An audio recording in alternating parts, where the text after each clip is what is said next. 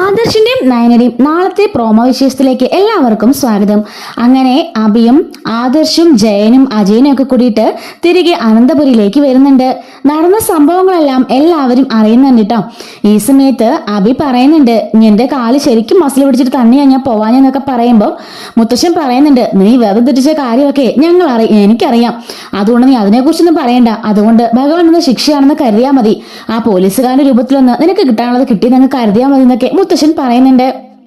ശേഷം നവ്യ പറയാണ്, അതേടാ നിനക്ക് ഇത് തന്നെ കിട്ടണം, നിന്റെ സ്വഭാവത്തിന് ഇത് കിട്ടിയില്ലെങ്കിൽ അതിശയുള്ളൂ എന്നൊക്കെ പറയുമ്പോൾ അഭി പറയാണ്, എന്താടി വലിയ കാര്യം പറയുന്നത്, എല്ലാവരും പറഞ്ഞിരുന്നത് മലയ്ക്ക് പോയിട്ടിരുമ്പോഴേക്കും നിന്റെ അനിയത്തിയും അമ്മായിമ്മയായിട്ടുള്ള പ്രശ്നങ്ങളെല്ലാം തീരും, അവർ രണ്ട് സ്നേഹത്തിലാവുന്നാണല്ലോ, എന്നിട്ട് വല്ല സംഭവിച്ചോ എന്ന് ചോദിക്കാണ്. അപ്പോഴേക്കും ജലജ പറയുന്നുണ്ട്, വീട്ടിലിരിക്കുന്ന ഭാര്യമാരെ ഭർത്താക്കന്മാരെ മലയ്ക്ക് പോകുമ്പോൾ കൊതിയും നുണയും കുശുമൊന്നും ഒന്നും പറയാതെ അവർക്കൊണ്ട് പ്രാർത്ഥിച്ചോണ്ടിരിക്കണം, അല്ലെങ്കിൽ ഇങ്ങനെയൊക്കെ സംഭവിക്കുന്നൊക്കെ പറഞ്ഞിട്ട് നവ്യനെ കുറ്റപ്പെടുത്താണ്. അങ്ങനെ എല്ലാവരും ഹാളിൽ നിൽക്കുന്ന സമയത്ത് മുത്തശ്ശൻ പറയുന്നുണ്ട്, നയനമോള് ഒരിക്കലും നിന്നെ കുറ്റപ്പെടുത്താനോ ഒന്നും പറയാനോ ഒന്നും നിൽക്കില്ലെന്നൊക്കെ പറയുമ്പോൾ ജലജയും അനാമികയും ജാനകിയൊക്കെ പറയാണ്, അല്ല അവൾ ഇപ്പോഴും അവിടെ ഇരുന്ന് ഈ ഏട്ടത്തെ ശവിച്ചുകൊണ്ടിരിക്കുകയായിരിക്കും, അങ്ങനത്തെ ദുഷ്ട മനസ്സാ അവളുടെ എന്നൊക്കെ പറയുമ്പോൾ മുത്തശ്ശൻ പറയുന്നുണ്ട്, ഇല്ല ഒരിക്കലും അങ്ങനൊന്നും ചെയ്യില്ല, നയനമോള് ഒരിക്കലും ദേവയാനിയെ കുറ്റപ്പെടുത്തുവോ ഒന്നും ചെയ്യില്ല, ആ കുട്ടിയുടെ മനസ്സ് അത്രയ്ക്കും സംശുദ്ധമായ മനസ്സാണ് എന്നൊക്കെ പറയാണ്. എന്നും ദേവനിക്ക് വേണ്ടി പ്രാർത്ഥിക്കാനും സഹായിക്കാനുമേ ആ കുട്ടി ശ്രമിച്ചിട്ടുള്ളൂ, നിങ്ങൾ വെറുതെ ഇല്ലാ കഥയൊന്നും പറഞ്ഞ് ആ കുട്ടിയെ കുറ്റപ്പെടുത്തണമെന്നൊക്കെ പറഞ്ഞ് മുത്തശ്ശൻ എല്ലാവരും വഴക്കൊക്കെ പറയുന്നുണ്ട്. അങ്ങനെ ദേവേന്റെ മനസ്സിലേക്ക് വീണ്ടും സംശയങ്ങൾ ഇങ്ങനെ വന്നുകൊണ്ടേ ഇരിക്കുകയാണ് കേട്ടോ.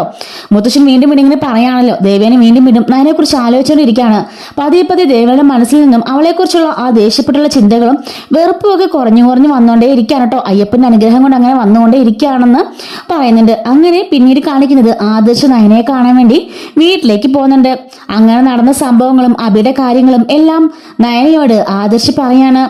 നയന പറയുന്നുണ്ട്, ശനിയും ശുക്രനും ഒക്കെ മനുഷ്യരുടെ മനസ്സിലല്ലേ ആദർശേട്ടാ, ആദ്യം മാറേണ്ടത് മനുഷ്യനാണ് എന്നൊക്കെ പറഞ്ഞ് അവൾ പറയുന്നുണ്ട്.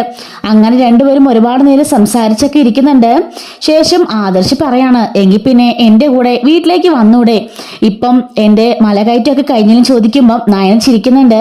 അപ്പൊ ഓൾറെഡി നയന പറഞ്ഞു കഴിഞ്ഞല്ലോ ദേവേനെ ഒന്ന് വിളിക്കാതെ അവള് പോവില്ലാന്ന്, അതുപോലെ തന്നെ അമ്മയും നന്ദും ഒക്കെ പറഞ്ഞല്ലോ ഇനി അങ്ങോട്ടേക്കില്ലെന്ന്, അതുകൊണ്ട് തന്നെ നയനയും പോകുന്നില്ലെന്ന് പറയുന്നുണ്ട് കേട്ടോ. അങ്ങനെ ആദർശ് നയനയെ കെട്ടിപ്പിടിച്ച് നിൽക്കുന്നുണ്ട് കേട്ടോ. അങ്ങനെയാണ് പ്രോമോ അവസാനിക്കുന്നത്. നാളെ രാവിലെ തന്നെ മാക്സിമം നേരത്തെ നമുക്ക് ഡെയിലി എപ്പിസോഡ് റിവ്യൂ അപ്ലോഡ് ചെയ്യുന്നതായിരിക്കും കേട്ടോ. മിസ് ആവാതിരിക്കാൻ ചാനൽ സബ്സ്ക്രൈബ് ചെയ്ത് സപ്പോർട്ട് ചെയ്യണേ. Thanks for watching.